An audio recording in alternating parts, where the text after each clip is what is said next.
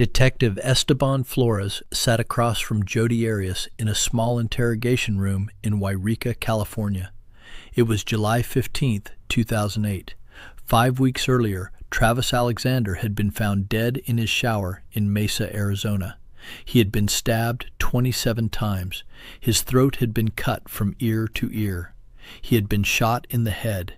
And Jodi Arias, sitting calmly across from Detective Flores, was about to tell him she had nothing to do with it. This was the first of multiple interrogations, and by the end of them, Jodi would tell 3 completely different stories, all of them recorded, all of them analyzed, and all of them lies.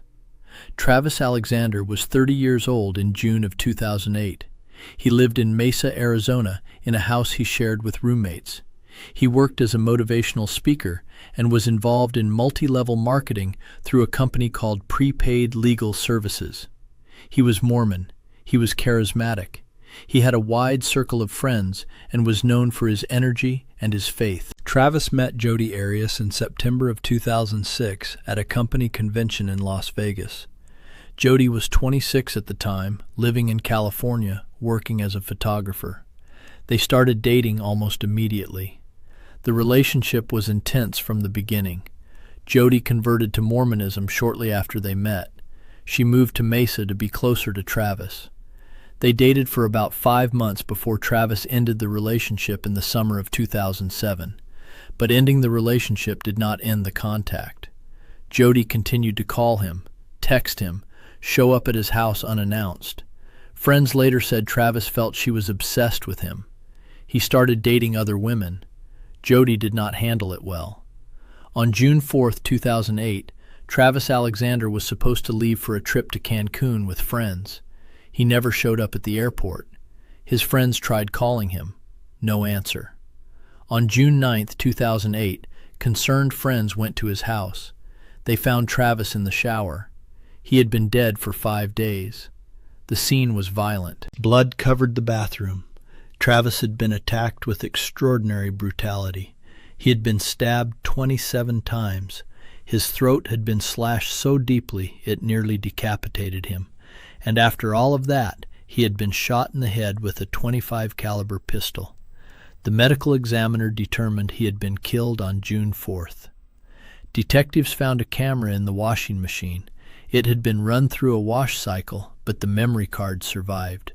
On that memory card were photos of Travis alive in the shower on June 4th, photos taken at 5:29 p.m., and then photos taken moments later, blurred images, a ceiling, a wall, and a timestamp that put the murder in a very specific window. Detectives also found something else in one of those blurred photos, a foot, a woman's foot, and when they enhanced the image, they could see part of a leg. The photo metadata showed it had been taken at 5:32 p.m., 3 minutes after the last photo of Travis alive. Jodi Arias was interviewed by Detective Flores on July 15, 2008, more than a month after the murder. She was living in Yreka, California at the time. Flores flew there to talk to her. The interview was recorded. Jodi sat down across from him and smiled. She was calm. She answered questions about her relationship with Travis. She said they had dated. She said it ended. She said they remained friends. And then Flores asked her where she was on June 4th.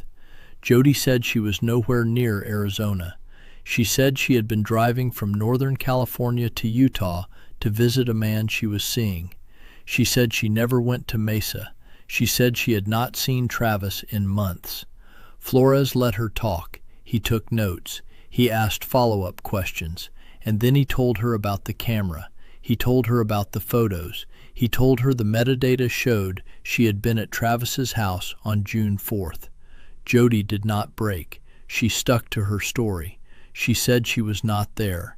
She said someone must have stolen her camera. She said whoever killed Travis must have used her camera to frame her. Flores asked how someone would have gotten her camera. Jodi said she did not know. She said maybe it was taken from her car. She said she could not explain it, but she was sure she was not there. That was story number 1. 2 weeks later, Jodi was arrested and extradited to Arizona. On September 12, 2008, Detective Flores interviewed her again. This time she was in custody, and this time her story changed. Jodi no longer said she was not there. Now she said she was there. But she did not kill Travis. She said 2 people broke into the house while she and Travis were together. She said they were intruders. She described them as a man and a woman. She said the man had a gun. She said the woman had a knife. She said they attacked Travis in the bathroom. She said she ran. She said she escaped. She said she was terrified. She said she did not go to the police because she thought they would kill her if she talked. Flores listened. He asked her to describe the intruders. Jodi said the woman had brown hair. She said the man was wearing a mask. She said it all happened so fast. Flores asked why she had lied in the first interview. Jodi said she was scared. She said she was trying to protect herself. Flores asked why there was no evidence of anyone else at the scene. Jodi said she did not know. She said she was telling the truth now. That was story number 2. The interrogation footage from this session became one of the most analyzed pieces of video in true crime history. Behavioral experts have pointed out dozens of red flags. When Jodi talks about the intruders, her body language does not match her words.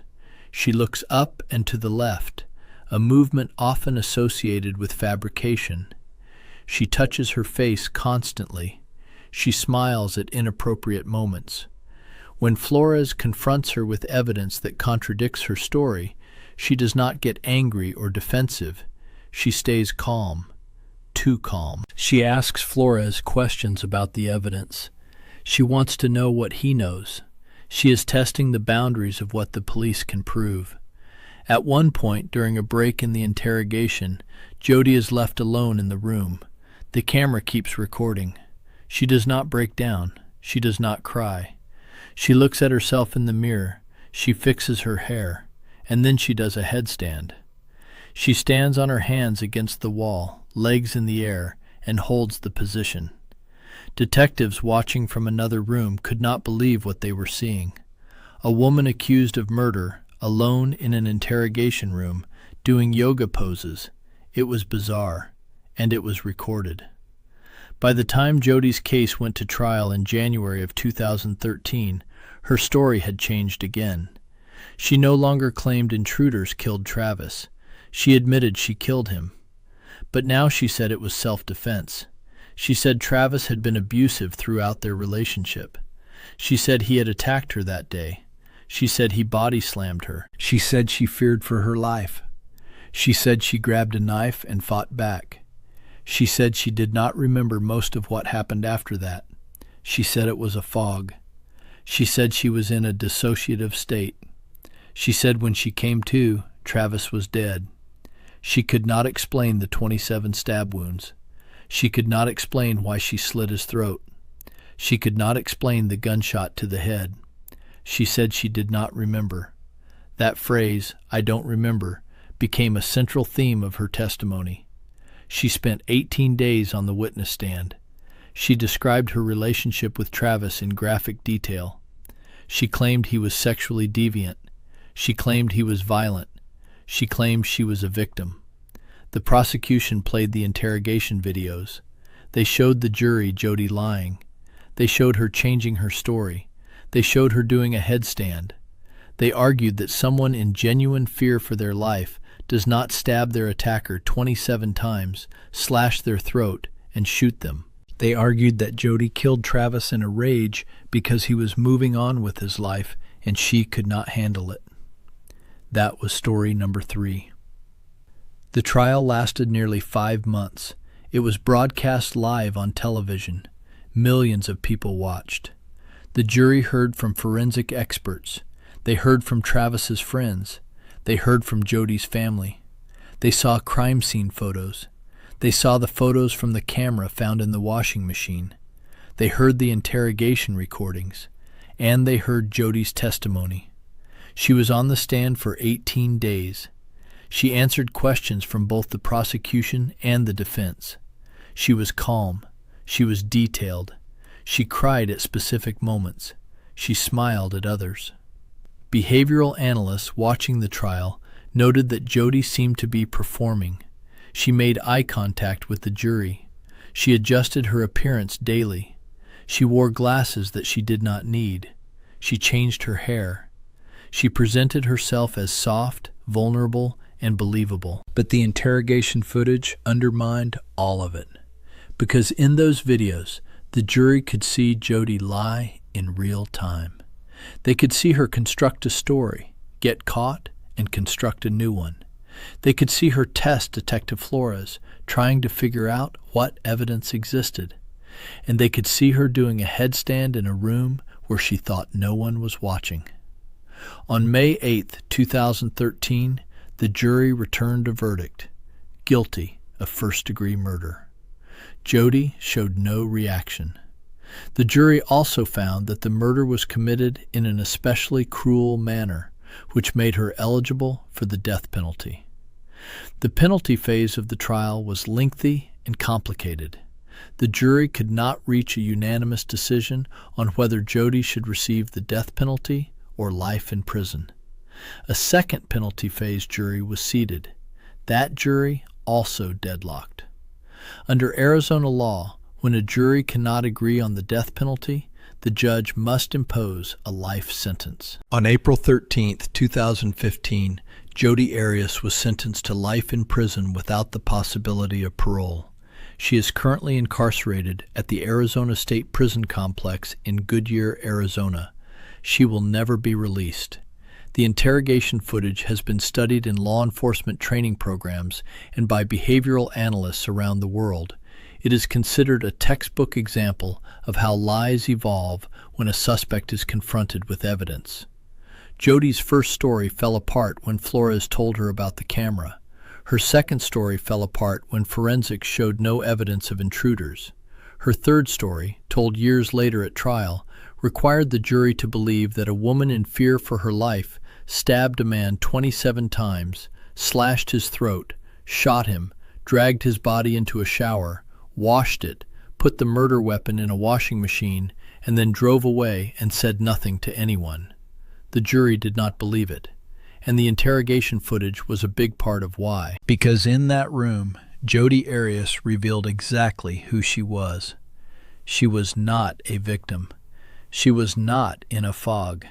She was in control. She knew what she was doing, and she thought she could talk her way out of it. She told Detective Flores during one of the interrogations, "No jury will convict me." She was wrong.